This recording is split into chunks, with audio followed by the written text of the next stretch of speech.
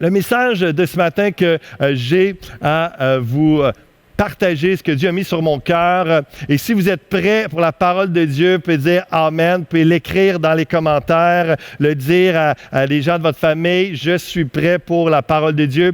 Et le titre de mon message, c'est le combat revanche, le bien contre le mal, combat revanche. C'est un peu comme si je vous parlais de Rocky IV quand Drago a battu Apollo.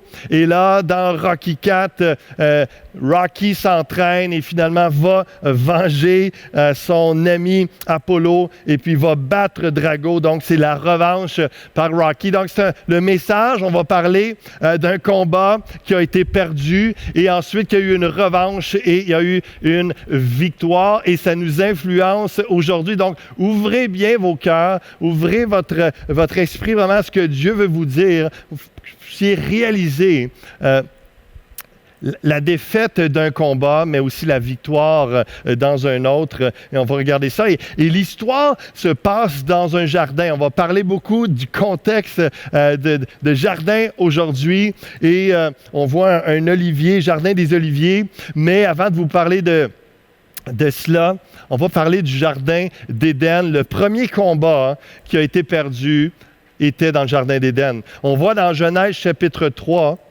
verset 1, le combat d'Adam contre le mal, le combat de l'humanité, de l'homme avec un grand H contre le mal. Le serpent était le plus rusé de tous les animaux des champs que l'Éternel Dieu avait fait.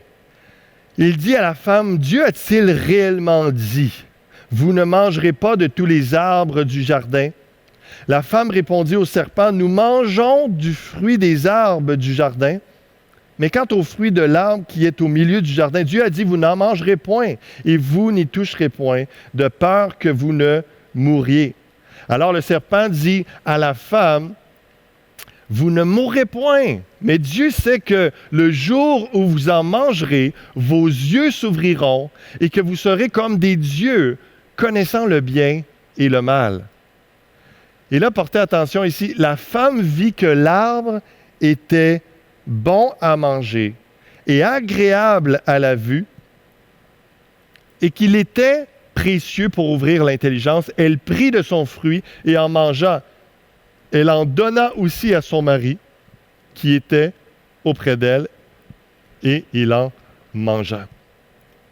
Ce que je vais vous apporter, premièrement, de ce contexte-là, où ce que Dieu avait donné un commandement à Adam et Ève, tu ne mangeras pas de cet arbre, tu as le droit de manger tout le reste, mais pas de lui. Le commandement était clair et ils se sont fait séduire, influencer, ils ont été tentés par le diable. Le serpent est représenté par le diable et puis il y a cette tentation, il y a cette remise en question du commandement de Dieu du serpent envers Ève et Adam. Et les deux se font prendre au piège et ils pêchent, ils désobéissent et ils perdent leur combat dans le jardin d'Éden, dans ce combat entre le bien et le mal. Le bien étant l'obéissance à la parole de Dieu et le mal étant toute l'influence, étant la désobéissance représentée par le serpent, tout ce qui est méchant et hors de la volonté de Dieu. Alors, l'essence même du péché, c'est ce que je veux vous donner comme affirmation, premièrement. L'essence même du péché est de faire une volonté propre qui est contraire à la volonté de Dieu. Je ne dis pas toute volonté, toute notre propre volonté. Des fois, on a quelque chose qu'on veut faire qui s'aligne avec la volonté de Dieu, et ça, c'est merveilleux. Mais souvent, on a une volonté propre, quelque chose de bien précis, qu'on veut tellement faire qu'on décide de le faire quand même, comme Adam et Ève dans le jardin, mais c'est contre la volonté de Dieu, donc c'est un péché, c'est une désobéissance. Et donc, l'essence même du péché est de faire une volonté propre qui est contraire à la volonté de Dieu. Et je pense que l'illustration est facile à voir avec nos enfants. Vous savez, lorsqu'on voit, moi j'ai 4 filles, comme vous savez, pour la plupart, sont tellement mignonnes, sont tellement gentilles, ils ont l'air comme des anges. Mais moi, je sais que derrière ces beaux visages-là, il y a aussi beaucoup... faut que je choisisse mes mots parce que j'en ai 2 au moins qui écoutent en ce moment. Donc, il y a beaucoup d'espièglerie. Je le sais que derrière ces visages-là, il y a des petits visages d'aguissables, comme je me fais dire lorsque j'étais enfant. Et puis, qu'en réalité, derrière leur beau sourire, tout ça, il y a aussi cette réalité-là que ça, c'est le vrai côté. Ce que je veux dire, c'est que il y a bien de mes filles, comme je le faisais avec mes parents aussi, où ce que papa dit quelque chose, puis c'est clair, voici ma fille, ce que je veux que tu fasses. Et puis là, quelques minutes plus tard, je réalise qu'elles ne l'ont pas fait. Là, je dis, comment ça que tu n'as pas fait ça? Je t'avais dit de le faire. Oui, mais je veux pas. Je veux pas. Des fois, ils le disent ouvertement, clairement. Et c'est la même réalité. Et là, dans un contexte, les enfants, des fois c'est mignon, des fois ça ne l'est pas du tout, mais c'est Adam et Ève devant Dieu. Et lorsqu'on pêche devant Dieu, lorsqu'on enfreint un commandement, à quelque part, c'est parce qu'il y a notre propre volonté qui surpasse la demande de Dieu et la volonté de Dieu. Et donc, c'est ça qui fait qu'on a une inclinaison vers notre propre volonté. On veut tellement faire ce qu'on veut faire que on l'accomplit et par le fait même, on commet un péché, on désobéit à Dieu. Donc, et là, on voit que la conséquence du péché, de l'échec du bien contre le mal, c'est la mort et la malédiction. Genèse chapitre 3, verset 15, donc après l'histoire que je vous ai lue tantôt, Dieu cherche Adam et Ève dans le jardin. Ils ont réalisé qu'ils étaient avant couverts de la gloire de Dieu. Maintenant, par leur péché, ils ont réellement connu la mort spirituelle, la séparation d'avec Dieu. Ils ont vu, leurs yeux se sont ouverts, connaissant du bien et du mal. Ils ont vu qu'ils étaient nus, en réalité couverts de honte. Et puis, ils n'avaient plus les vêtements de la gloire de Dieu. Et là, ils se sont cachés. Et puis, Dieu les cherche, leur demande. Et là, il discute avec eux et ils confessent à Dieu qu'ils ont désobéi, qu'ils ont mangé du fruit défendu. Et là, il y a conséquence. Il y a cette séparation d'avec Dieu. Dieu avait prévu, Jardin d'Éden, c'est jardin de délices. Il avait prévu l'éternité, la bénédiction à tous égards, à tout niveau, autant dans leur vie, leur corps, leur cœur, leurs relations, que le sol, la création, etc. Et là, finalement, conséquence, malédiction sur leur corps, sur leur relation et sur leur relation avec les éléments, la nature, le sol, tout ça. Et il va dire à Satan, il va dire au diable, le serpent, je mettrai inimitié entre toi et la femme, entre ta postérité et sa postérité. Celle-ci t'écrasera la tête et tu lui blesseras le talon. Donc, conséquence du péché, il y a la mort, la malédiction, mais il y a l'annonce de la mort, de la résurrection de Jésus aussi dans cette déclaration-là, que déjà il y a de l'espoir, que déjà il y aura un homme qui va venir du nom de Jésus-Christ de Nazareth, donc la postérité de la femme, et puis qui va venir sur terre, mais un homme, celui qui va venir parfait, qui va venir battre le serpent, le diable, donc il va lui blesser le talon, il va mourir sur la croix Jésus-Christ, mais il va ressusciter d'entre les morts, il va être vainqueur sur le péché, vainqueur sur la mort, donc vainqueur sur le diable, il va lui écraser la tête. Quelqu'un peut dire Amen. À partir du Jardin d'Éden, il y a eu une continuité dans l'histoire jusqu'à aujourd'hui de ce combat entre le bien et le mal et l'échec du bien contre le mal de l'humanité où ce que le péché continue.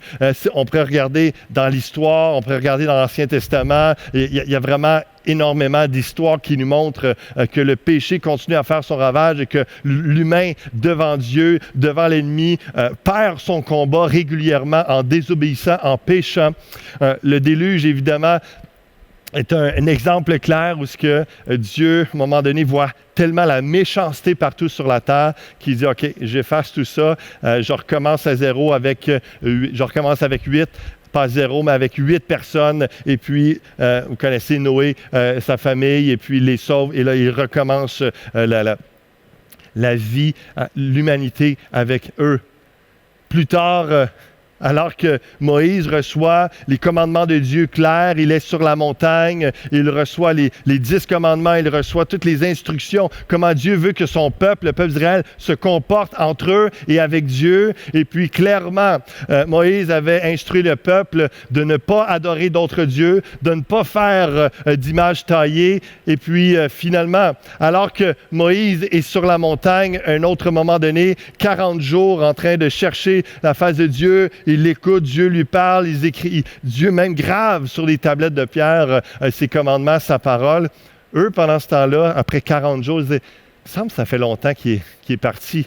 Il va sûrement pas revenir. Guillaume, qu'est-ce qui se passe? On a besoin d'une direction. On veut quelque chose. On veut voir Dieu agir. Ça fait 40 jours. Et là, tout d'un coup, il commence à se dire, ramassez vos anneaux d'or, les bijoux en or, on va faire fondre ça, on va créer un veau d'or, puis on va dire, wow, voici notre Dieu, l'Éternel au milieu de nous, et puis il va marcher au-devant de nous, et on va le suivre. Complètement insensé. Mais comment est-ce que l'humain se comporte? Comment même un chrétien, des fois, se comporte après quelques jours d'attente lorsque Dieu ne répond pas? Lorsque l'homme de Dieu n'est pas là avec une parole, 40 jours, lorsque vous n'avez pas votre réponse, lorsque vous avez demandé un conseiller, mais vous n'avez pas la réponse que vous voulez, est-ce que vous allez commencer à vous faire votre propre volonté? Est-ce que vous allez commencer à trouver votre propre chemin, créer votre religion à la carte, créer votre propre Dieu pour essayer de faire un sens à tout ça et d'y aller par vous-même? C'est un peu ce que le peuple d'Israël a fait dans le désert. Êtes-vous capable d'attendre plus que 40 jours que Dieu vous réponde? Il y a un plan, il y a une raison. Moïse était sur la montagne en train de recevoir des bénédictions. Il allait descendre de la montagne pour instruire, nourrir, prendre soin du peuple, mais ils n'ont pas pu attendre et ils ont produit ce veau d'or-là. Ils ont été une abomination à Dieu. La continuité de ce combat et cet échec dans l'histoire, on voit les 10 commandements qui est le résumé de la loi dans Exode chapitre 20. Tu n'auras pas d'autre Dieu devant ma face. Tu ne te feras point d'image taillée, ni de représentation quelconque des choses qui sont en haut dans les cieux, qui sont en bas sur la terre et qui sont dans les eaux plus bas que la terre. Tu ne prendras point le nom de l'Éternel, ton Dieu, en vain, car l'Éternel ne laissera point impuni celui qui prendra son nom en vain. Souviens-toi du jour du repos pour le sanctifier. Honore ton père et ta mère. Tu ne tueras point. Tu ne commettras point d'adultère. Tu ne déroberas point. Tu ne porteras point de faux témoignages contre ton prochain.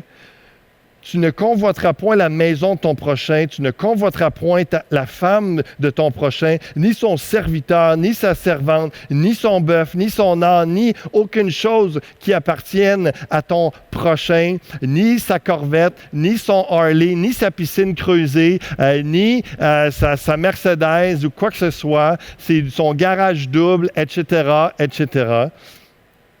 La convoitise. Qui de nos jours n'a pas convoité quelqu'un ou quelque chose? Le combat contre le mal est perdu en Adam. Et à notre naissance, nous sommes des fils d'Adam, nous sommes nés de la descendance d'Adam, et nous sommes nés dans le péché. Notre inclinaison naturelle est vers le mal continuellement. Et je pense que juste en lisant les 10 commandements, on peut tous voir quelqu'un, chacun d'entre nous à quelque part ou à plusieurs reprises, certains commandements qu'on a enfreints. Ça veut dire qu'on a péché, nous sommes pécheurs. Mais il y a de l'espoir. Il y a de l'espoir. Je vous explique ça parce que une réalité que je constate de plus en plus dans notre société, certainement, et même dans l'Église parfois, l'Église avec un grand E, l'Église fusion, mais l'Église en général, c'est que les gens commencent à banaliser le péché, commencent à ne pas autant réaliser ce qu'ils enfreignent comme commandement, comment est-ce qu'ils accomplissent, ils mettent leur volonté supérieure à la volonté de Dieu, et comme s'il n'y avait pas de conséquences, comme si ça ne déplaisait pas à Dieu, comme s'il n'y aurait pas de jugement, comme s'il n'y aurait pas de réelles conséquences à leur relation avec Dieu, avec les autres, et puis par rapport à ce qu'ils vont être jugés après leur vie ici-bas sur Terre. Et les gens commencent vraiment à tellement valoriser le plaisir, l'instant présent, hein. Et la sexualité en dehors du mariage, ou les drogues, l'alcool, le plaisir, et la déresponsabilisation, le mensonge, l'hypocrisie, toutes des choses comme ça qui, juste pour bien paraître, pour avoir plus d'argent, pour avoir plus de plaisir, etc., etc., parce qu'ils valorisent leur volonté, leur désir, plus que la volonté, le désir de Dieu. Et c'est ça qui est mal, c'est ça qui est péché. Mais ça démontre justement qu'ils sont encore dans la reproduction de cette défaite, ou dans cette continuité plutôt de la défaite en Adam. Mais comme je l'ai dit, il y a de l'espoir parce que Romains 5,12 nous dit « C'est pourquoi, comme par un seul homme, le péché est entré dans le monde, en parlant d'Adam, et par le péché, la mort, et qu'ainsi la mort s'est étendue sur tous les hommes, parce que tous ont péché. » Est-ce que vous pouvez écrire ça dans un commentaire ou simplement le comprendre et l'affirmer? Tous ont péché, ça veut dire moi comme vous, chacun d'entre nous. Il n'y a pas que personne qui fait exception à ça. Sinon, Christ ne serait pas mort pour nous sur la croix pour le pardon de tous nos péchés. Mais alors que c'est évident pour certains, il y a encore des gens qui ont de la difficulté à s'avouer comme pécheurs. Ah oui, je sais, je ne suis pas parfait, mais tu sais, je suis une bonne personne, je suis un bon gars, je fais des bonnes choses. C'est pas vrai. C'est pas vrai. On est pécheurs, puis occasionnellement, on accomplit de bonnes choses, mais le bien qu'on accomplit, tout est par la grâce de Dieu. Mais pour vraiment vivre une vie chrétienne dans la reconnaissance et dans la puissance de Dieu, à la ressemblance de Jésus-Christ, tout d'abord, il doit y avoir reconnaissance de notre état de péché, de pécheur, et que tous ont péché. Et ça fait réaliser combien le prix a été grand, il a été payé par Jésus-Christ. Et combien on a besoin de cette reconnaissance-là, combien on a besoin de Jésus-Christ et d'être rempli de l'Esprit de Jésus-Christ. La mort s'est étendue sur tous les hommes parce que tous ont péché. Rappelez-vous les 10 commandements. Il n'y a pas juste « tu ne tueras point » qui est considéré comme péché lorsqu'on l'enfreint. Tout le reste, la convoitise, les mensonges, etc. Cependant, car jusqu'à la loi, le péché était dans le monde. Or, le péché n'est pas imputé quand il n'y a point de loi. Cependant, la mort a régné depuis Adam jusqu'à Moïse, même sur ceux qui n'avaient pas péché par une transgression semblable à celle d'Adam, lequel est la figure de celui qui devait venir. Ainsi donc, comme par une seule offense, la condamnation a atteint tous les hommes, de même par un seul acte de justice, la justification qui donne la vie s'étend à tous les hommes. Adam a commis un péché dans le jardin d'Éden et ça nous influence chacun d'entre nous en tant qu'être humain. Encore aujourd'hui, nous sommes pécheurs dans cette infraction, dans ce péché qu'il a commis. Mais un seul acte de justice, Jésus-Christ, seul homme pur et parfait qui s'est donné pour nous, pour le pardon de nos péchés, fait en sorte que nous sommes justes en lui. Et on va voir en quelques instants pourquoi. Parce qu'il a remporté, il a eu le combat revanche et il a remporté la victoire. Un seul acte de justice, la justification qui donne la vie s'étend à tous les hommes. Car comme par la désobéissance d'un seul homme, beaucoup ont été rendus pécheurs, de même par l'obéissance d'un seul, beaucoup seront rendus justes. Tantôt, je vous ai invité à réaliser et à déclarer « Je suis pécheur ». Par votre foi en Jésus-Christ que vous pouvez placer à l'instant même, vous pouvez déclarer « Je suis rendu juste ». Donc, par Jésus-Christ, vous pouvez écrire, dire, le crier dans votre maison avec reconnaissance à Jésus « Je suis rendu juste par Jésus-Christ ».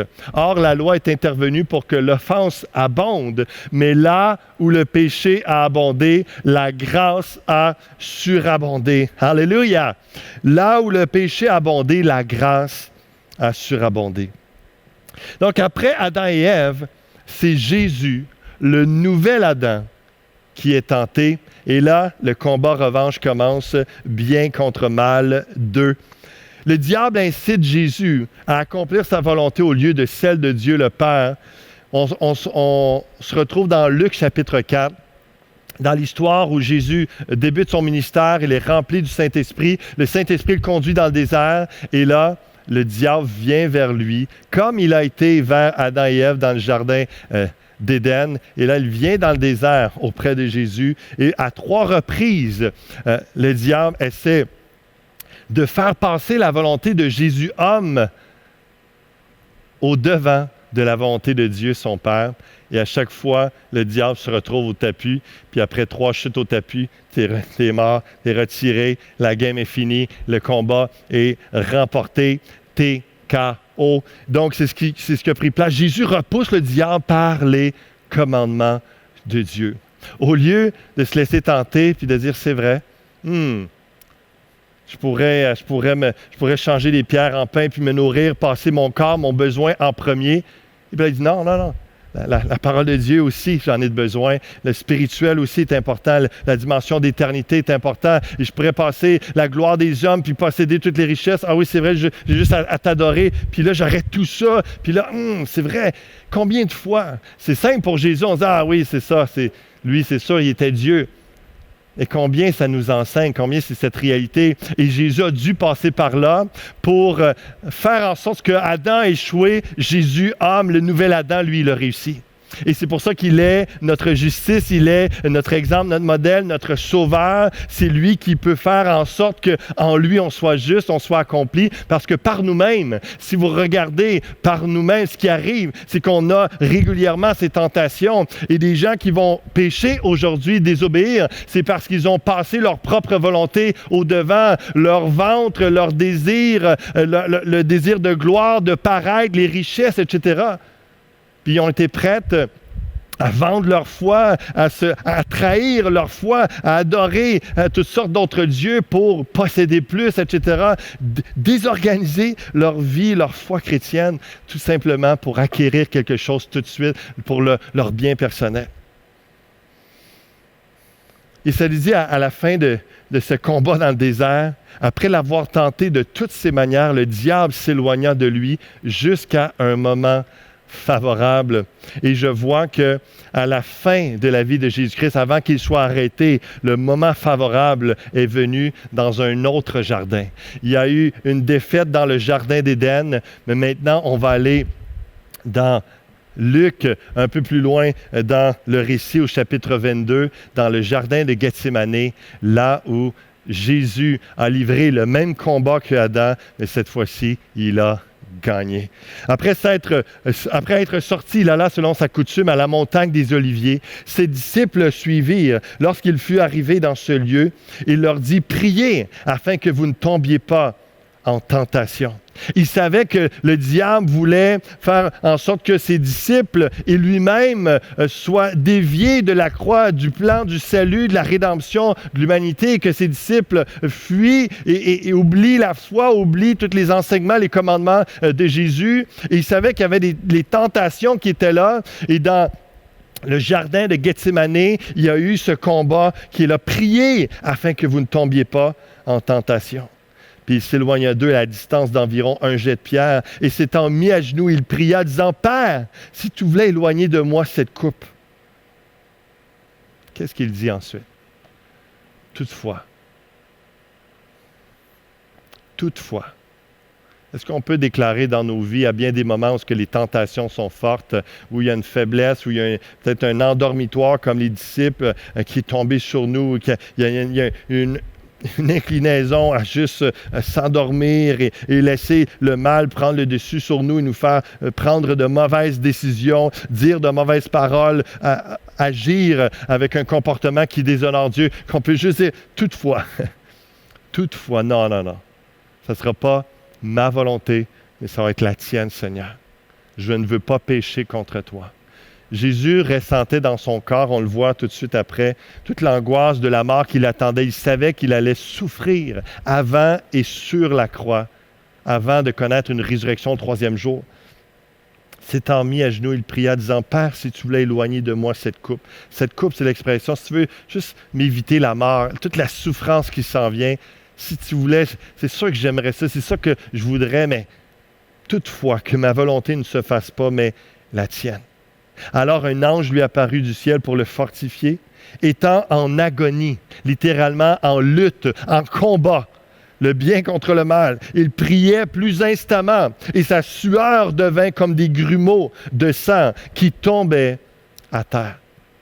Jésus était dans un combat, sérieusement et intense. Après avoir prié, se leva et vint vers les disciples qu'il trouva endormis de tristesse. Et il leur dit, « Pourquoi dormez-vous?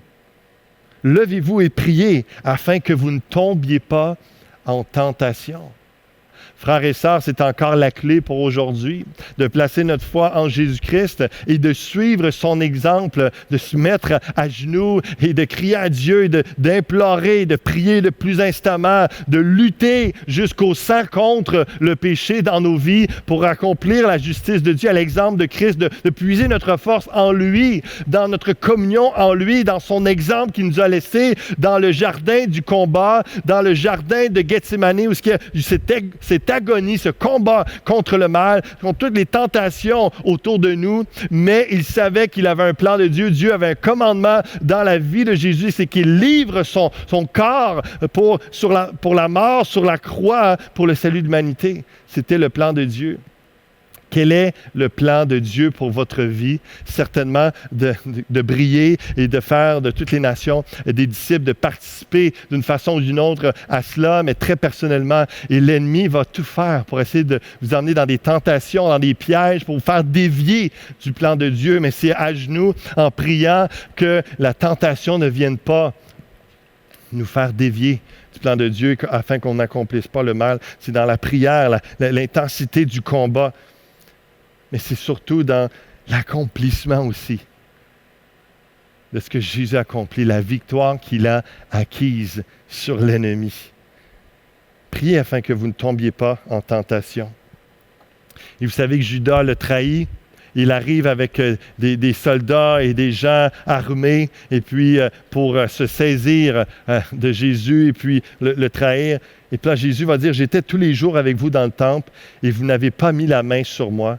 Mais c'est ici votre heure et la puissance des ténèbres. » Jésus reconnaît que Satan est à l'œuvre, qu'il est en train de tenter lui-même comme ses disciples pour le faire dévier du plan de Dieu. Mais alors qu'il y a eu une défaite dans le jardin d'Éden pour l'humanité, Jésus, le nouvel Adam, dans le jardin de Gethsémani, apporte la victoire. Il prie, il demande l'aide de Dieu et il dit, « Toutefois, non pas ma volonté, mais la tienne, Père. » Et c'est là qu'il remporte la victoire parce que c'est le moment décisif qui va le conduire vers la croix, vers la destinée, vers l'accomplissement du plan de Dieu. Et il y a ces moments dans nos vies où ce que nous devons dire, « Toutefois, non pas ma volonté, mais la tienne. » Père, il y a des moments clés dans nos vies où ce que c'est la vie ou la mort, c'est l'obéissance ou la désobéissance, c'est le rapprochement et l'obéissance à la parole de Dieu, ou c'est l'éloignement et la désobéissance et les conséquences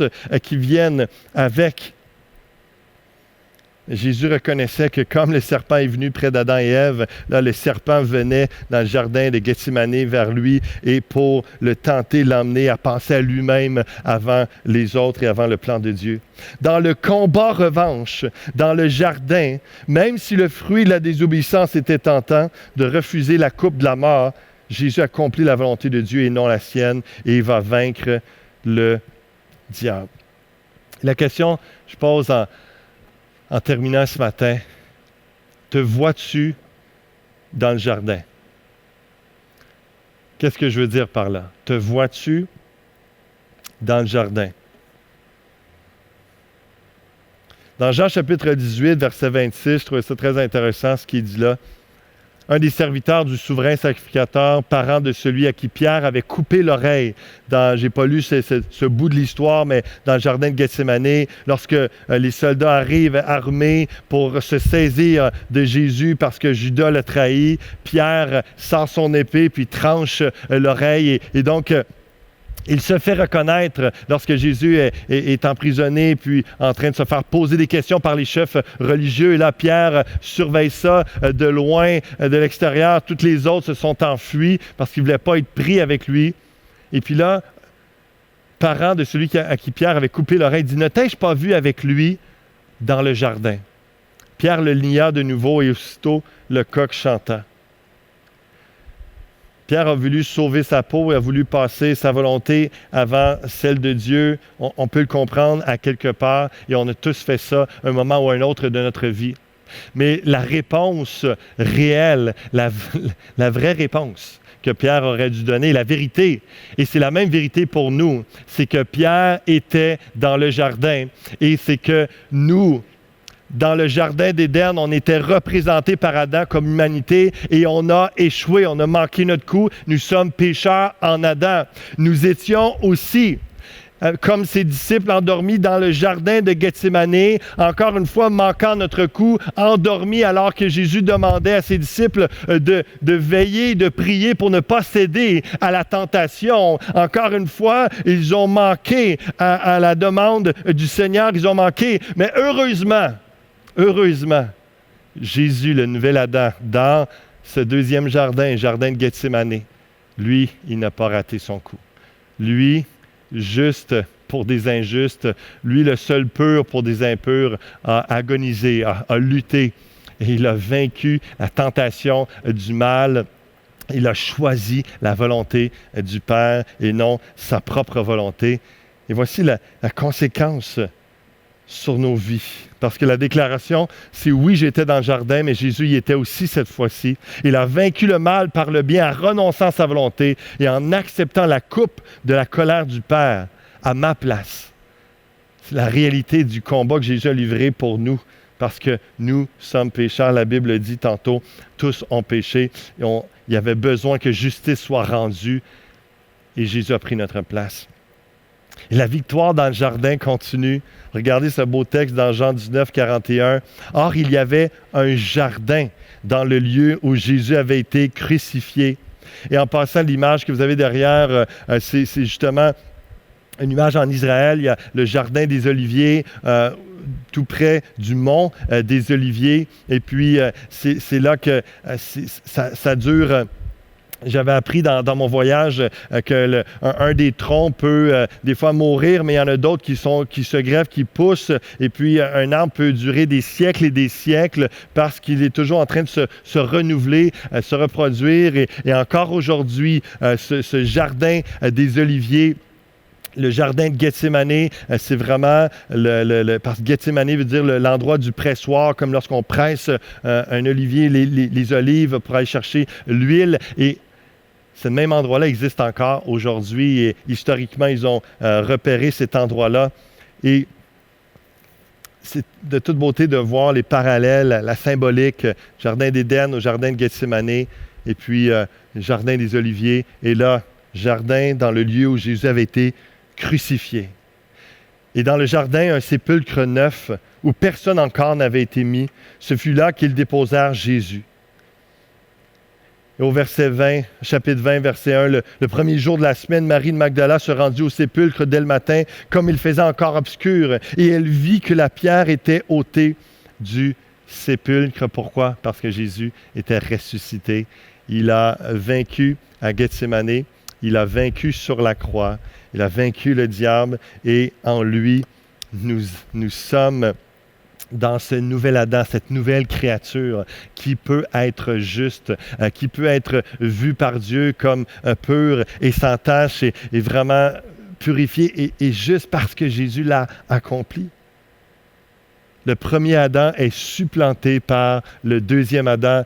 Je termine avec ces derniers textes, 1 Corinthiens 15, verset 19. « Si c'est dans cette vie seulement que nous espérons en Christ. » Paul parle dans chapitre 15 de la résurrection des corps. Il dit, nous sommes les plus malheureux de tous les hommes si c'est juste dans cette vie seulement que nous espérons en Christ, qui nous aide et puis qu'on puisse vivre une belle vie, etc., mais qu'après la mort, il n'y a plus rien. Non, après la vie sur terre, ici, il y a la vie éternelle, donc on a une espérance. Mais maintenant, Christ est ressuscité des morts. Il est les prémices de ceux qui sont morts, donc les premiers fruits, le premier à accomplir cette mort dans ce nouvel Adam pour que dans sa mort, nous puissions vivre la résurrection dans cette nouvelle création. Puisque la mort est venue par un homme, c'est aussi par un homme qu'est venue la résurrection des morts. Pour nous permettre, nous, en tant que vieil Adam, de naître de nouveau et de ressusciter et de vivre la résurrection des corps plus tard, il fallait qu'on passe dans le chemin que Jésus avait tracé, dans tout l'accomplissement qu'il a vécu. Donc, il devait mourir dans son corps, dans son humanité, pour ressusciter pour nous permettre, nous, en tant qu'humains, de s'associer à lui et de marcher dans la résurrection avec lui. Comme tous meurent en Adam, de même aussi tous revivront en Christ. Mais chacun en son rang, Christ comme prémisse, puis ceux qui appartiennent à Christ lors de son avènement. C'est tellement profond. Les différents textes que je vous ai parlé ce matin, et juste ce texte, prenez le temps cette semaine de méditer sur la parole de Dieu, d'aller un peu plus loin. Et je vais vous emmener à prier avec moi, un peu comme Jésus l'a enseigné à ses disciples, et comme lui-même, il a prié dans le jardin de Gethsémani. On peut se prier avec reconnaissance. Il y a deux temps, deux aspects dans la prière que je veux conclure avec vous aujourd'hui. Vous inviter à prier dans ce sens-là, c'est premièrement cette reconnaissance de tout ce que Jésus, lui, enfin, le seul et l'unique, homme parfait, nouvel Adam, qui nous donne l'espoir, qui nous permet, par lui, par notre foi en Jésus-Christ, d'être sans culpabilité, sans condamnation, sans jugement, parce que sans péché, en Christ, sans injustice, parce que nous sommes déclarés justes. Il lave, il efface toutes nos fautes, tous nos péchés. Ça, c'est la conséquence de notre foi en Jésus-Christ. La conséquence d'Adam, c'est la mort, la séparation, la malédiction sur nos vies. Et ça, nous la vivons en dehors de Christ. Mais par notre foi en Jésus-Christ, nous goûtons, nous avons comme conséquence la vie éternelle et un impact dans nos vies ici-bas dès maintenant. Un allègement, il n'y a plus de honte, il y a une grâce qui est sur nos vies, il y a une joie, il y a une paix, il y a un soulagement, il y a un pardon qui est là, une libération de nos fautes, libération de la dette. On est acquitté, on est justifié. Alléluia. Donc, premier volet dans la prière, simplement la reconnaissance. Et la deuxième, c'est ce combat, cette prière, cette demande à Dieu de ne pas céder à la tentation, de pouvoir être comme Jésus-Christ à Gethsémani, comme sur la croix, tout l'exemple qu'il nous a laissé. On veut ressembler à Jésus-Christ. On veut marcher sur ses traces. On veut obéir à sa parole. Donc, on ne veut pas céder à la tentation. On veut accomplir la mission dans nos vies. On veut représenter Jésus-Christ sur terre. On veut vraiment lui ressembler et c'est en ne cédant pas à la tentation. J'invite à cette prière dans Matthieu chapitre 6, le Notre Père. C'est rare qu'on prie cette prière-là. Pourtant, c'est tellement riche, il y a tellement tout qui est là-dedans. Et je vous invite à cette prière, à vous confier en Dieu. Notre Père qui es aux cieux, que ton nom soit sanctifié, que ton règne vienne, que ta volonté soit faite sur la terre comme au ciel. Oui, Père, c'est notre prière. On veut faire ta volonté et non la nôtre. On veut renoncer à toute volonté propre qui serait en dehors de ton plan, de ta volonté. On ne veut pas pécher, Seigneur. Que ta volonté soit faite dans nos vies. Donne-nous aujourd'hui notre pain quotidien. Pardonne-nous nos offenses, comme nous aussi nous pardonnons à ceux qui nous ont offensés. Ne nous induis pas en tentation, mais délivre-nous du malin.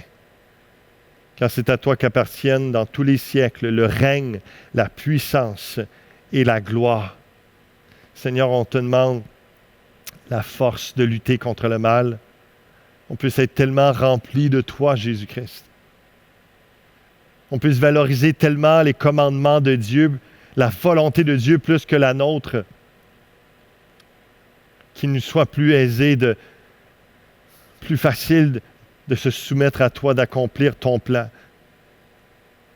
au lieu du nôtre, Seigneur. Pardonne-nous toutes les fois où on a voulu faire un Dieu de nous-mêmes et d'y aller à notre tête et de désobéir parfois délibérément pour assouvir nos désirs ou quelconque besoin supposé. Pardonne-nous, Seigneur. De nous de chercher d'abord ton royaume, de chercher ta face, de vraiment soumettre à toi complètement. Et de vivre comme des fils et des filles de Dieu, dignes de la vocation céleste, dignes de Jésus-Christ sur cette terre. Fortifie la foi de mes frères et sœurs. Tu vois leurs doutes, tu vois leurs craintes, tu vois leurs tentations. Seigneur, viens les libérer, viens les soulager, viens les fortifier, viens leur montrer la voie de sortie pour éviter d'accomplir le mal, éviter d'entrer dans le piège de l'ennemi. Et qu'on te mette toi, Dieu, en premier et non nous-mêmes. Fortifie ton peuple, Seigneur Dieu. Et sauve ceux qui ne sont pas sauvés, qui entendent ce message.